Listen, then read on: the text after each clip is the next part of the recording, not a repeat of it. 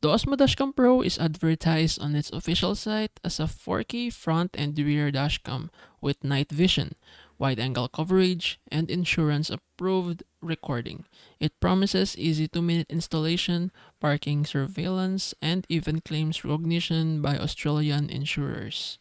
At $149, $199 as we speak right now, discounted from a $399, it looks like a bargain. But here's the reality. Reverse Google image searches show the same product sold under multiple generic Chinese brands like Cool Crazy, Asdome, Ekaleva, and many more. This strongly suggests it's a dropshipping product rebranded with flashy marketing.